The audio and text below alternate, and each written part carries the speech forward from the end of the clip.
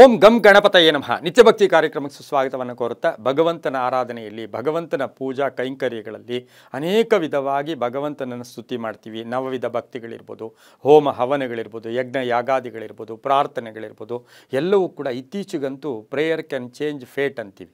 ಸಾಕಷ್ಟು ಪ್ರಾರ್ಥನೆಗಳು ಎಷ್ಟೋ ನಮ್ಮ ನಿಜವಾದ ಸತ್ಯವಾದ ಧರ್ಮವಾದ ಆಸೆ ಆಕಾಂಕ್ಷೆಗಳು ಆರಾಮಾಗಿ ಈಡೇರ್ತಾ ಇದೆ ಪ್ರಾರ್ಥನೆಯಿಂದ.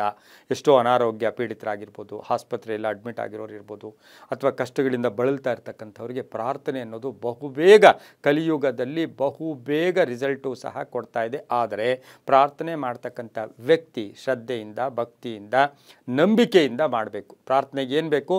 ಶ್ರದ್ಧೆ ಬೇಕು, ಭಕ್ತಿ ಬೇಕು, ನಂಬಿಕೆ ಬೇಕು.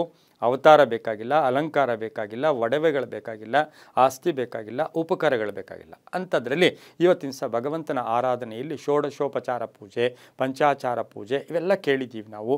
ಆದರೆ ಇವತ್ತಿನ ದಿವಸ ಬಹುಬೇಗ ದೇವರ ಒಲಿಯೋದಕ್ಕೆ ಬಹುಬೇಗ ಒಂದು ವಿಧಾನ ಅಂದರೆ ಧೂಪದ ವಿಧಾನ. ಧೂಪ ಹಾಕ್ತಕ್ಕಂಥದ್ದು. ಯಾಕೆಂದರೆ ಷೋಡಶೋಪಚಾರ ಪೂಜೆಗಳಲ್ಲಿ ಧೂಪಂ ಸಮರ್ಪಯಾಮಿ ಅಂತ ಕರಿತೀವಿ. ಆ ಧೂಪ ದೇವಸ್ಥಾನದಲ್ಲಿ ಹಾಕ್ತಕ್ಕಂಥದ್ದು, ಮನೆಯಲ್ಲಿ ಬೆಳಗಿನ ಜಾವ ಬ್ರಾಹ್ಮಿ ಮುಹೂರ್ತ ಇರ್ಬೋದು, ಸಂಧ್ಯಾ ಕಾಲದಲ್ಲಿರ್ಬೋದು ಆ ಧೂಪ ಹಾಕ್ತಕ್ಕಂಥದ್ದು. ಆದರೆ ಇತ್ತೀಚೆಗಂತೂ ಮಾರ್ಕೆಟಲ್ಲಿ ಸಿಕ್ಕಾಪಟ್ಟೆ ಏನೇನೋ ಬಂದ್ಬಿಟ್ಟಿದೆ. ಆದರೆ ಶುದ್ಧವಾದ ಸಾಂಬ್ರಾಣಿಯನ್ನು ಸ್ವಲ್ಪ ಮಟ್ಟಿಗೆ ನೀವು ಮನೆಯಲ್ಲಿ ಬೆಳಗ್ಗೆ ಸಾಯಂಕಾಲ ಹಾಕಿದ್ದೆ ಆದರೆ ಅಲ್ಲಿ ಎಲ್ಲೋ ಒಂದು ಕಡೆ ಋಣಾತ್ಮಕ ಶಕ್ತಿಗಳ ಆಚೆ ಹೊಟ್ಟೋಗುತ್ತೆ, ದುಷ್ಟ ಶಕ್ತಿಗಳ ಆಚೆ ಹೊಟ್ಟೋಗುತ್ತೆ. ಯಾಕೆಂದರೆ ಎಲ್ಲಿ ಒಳ್ಳೆಯದಿರುತ್ತೋ ಅಲ್ಲಿ ಕೆಟ್ಟದಿರುತ್ತೆ. ಈಗ ಒಳ್ಳೆ ಹಣ್ಣಿದ್ದಾಗ ಒಂದು ಮರದಲ್ಲಿ ಒಳ್ಳೆ ಹಣ್ಣಿರುತ್ತೆ, ಒಂದು ಅರ್ಧಂಬರ್ಧ ಕೆಟ್ಟೋಗಿರೋ ಹಣ್ಣಿರುತ್ತೆ. ಆದರೆ ನಾವು ಕಲ್ಲು ಹಾಕೋದು ಯಾವುದಕ್ಕೆ? ಒಳ್ಳೆ ಹಣ್ಣಿಗೆ ಹಾಕ್ತೀವಿ. ಅದೇ ರೀತಿ ಈ ದುಷ್ಟ ಶಕ್ತಿಗಳ ಹೋಗಲಾಡಿಸುವಿಕೆಗೆ ಮನೆಯಲ್ಲಿ ಧೂಪವನ್ನು ಸೂರ್ಯೋದಯ ಸೂರ್ಯಾಸ್ತದಲ್ಲಿ ಸ್ವಲ್ಪ ಮಟ್ಟಿಗೆ ಸಾಂಬ್ರಾಣಿಯನ್ನು ಹಾಕಿಕೊಳ್ಳುವುದು ತುಂಬಾ ಒಳ್ಳೆಯದಾಗ್ತೈತೆ. ಯಾಕೆಂದರೆ ದುಷ್ಟ ಶಕ್ತಿಗಳು ಉಚ್ಚಾಟನೆಗೆ ಭಗವಂತ ಇರೋ ಕಡೆ ಕೆಟ್ಟ ಕೆಟ್ಟ ಶಕ್ತಿಗಳು ಕೂಡ ಹೊರಟಾಗುತ್ತೆ.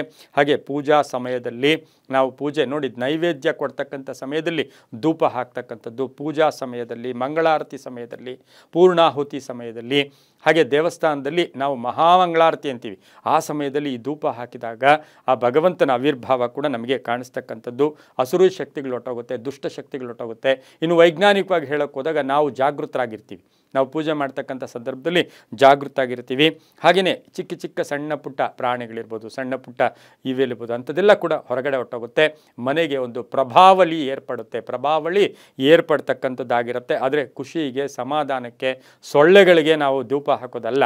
ದೇವರ ವಿಚಾರದಲ್ಲಿ ಒಂದು ಫೋಟೋ ಇರಲಿ, ವಿಗ್ರಹ ಇರಲಿ, ಮನೆಯಲ್ಲಿ ಒಂದು ಸ್ವಲ್ಪ ಹೊತ್ತು ಅತಿಯಾದ ಹೊಗೆ ಮನೆಯಲ್ಲಿ ಕಾಣಿಸೋದೇ ಇಲ್ಲ, ಆ ಹೊಗೆಯನ್ನು ಕೂಡ ಹಾಕಬಾರ್ದು. ಚೂರು ಧೂಪ, ಒಳ್ಳೆಯ ಒಂದು ಸುವಾಸನ ಭರಿತವಾದ ಲೋಬೋನ ಅಂತ ಕರೀತಾರೆ, ಅಥವಾ ನಾವೆಲ್ಲೋ ಒಂದು ಕಡೆ ಸಾಂಬ್ರಾಣಿ ಅಂತ ಕರಿತೀವಿ. ಇದನ್ನು ಹಾಕ್ಕೊಂಡಾಗ ಮನೆಗೆ ಯಾರಾದರೂ ತಂತ್ರಗಳು ಮಾಡಿದರೆ, ಮಂತ್ರಗಳು ಮಾಡಿದರೆ, ಮತ್ತು ಗುಗ್ಗುಲ ಹಾಕ್ತಾರೆ. ಗುಗ್ಗುಲದ ಒಂದು ಧೂಪ ಕೂಡ ಬಹಳಷ್ಟು ಚೆನ್ನಾಗಿರುತ್ತೆ. ವಾಸ್ತು ದೋಷಕ್ಕಿರ್ಬೋದು, ನಕಾರಾತ್ಮಕ ಶಕ್ತಿಗಳು ಹೊರಟೋಗುತ್ತೆ. ನಮ್ಮಲ್ಲಿ ಒಂದು ಆತ್ಮಶಕ್ತಿ ವೃದ್ಧಿ ಕೂಡ ಆಗುತ್ತೆ. ಹಾಗಾಗಿ ಧೂಪದಿಂದ ಭಗವಂತನನ್ನು ನಾವು ಒಲಿಸ್ಕೋಬೋದು, ಭಗವಂತನ ಕೃಪೆಗೆ ಪಾತ್ರರಾಗ್ಬೋದು. ತಿರುಪತಿಯಲ್ಲಿ ನೀವು ಈಗಲೂ ನೋಡಿ ಮೂಲ ವಿರಾಟ್ ಸ್ವರೂಪರಿಗೆ ಧೂಪ ತ್ರಿಕಾಲದಲ್ಲಿಯೂ ಹಾಕ್ತಾ ಇರ್ತಾರೆ. ಅದು ವಿಶೇಷವಾದ ಸಾಂಬ್ರಾಣಿಯಿಂದ ಕೂಡಿದಂತಹದ್ದನ್ನು ಕೂಡ ಹಾಕ್ತಾರೆ. ನಮ್ಮ ಮನೆಯೂ ಕೂಡ ಮನೆಯೇ ಮಂತ್ರಾಲಯ, ಮನೆಯೇ ದೇವಾಲಯ ಅಂತೂ ಕೂಡ ನಾವು ಹೇಳ್ಬೋದು ಅಂತ ಹೇಳ್ತಾ, ಅಷ್ಟೊಂದು ಪವಿತ್ರವಾದ ಧೂಪ ಎಲ್ಲವೂ ಕೂಡ ನಂಬಿಕೆಯ ಆಧಾರದಲ್ಲಿ ಅಂತ ಹೇಳ್ತಾ, ಸರ್ವೇ ಜನ ಸುಖಿನೋ ಭವಂತು, ಸಮಸ್ತ ಸನ್ಮಂಗಳಾನಿ ಭವಂತು.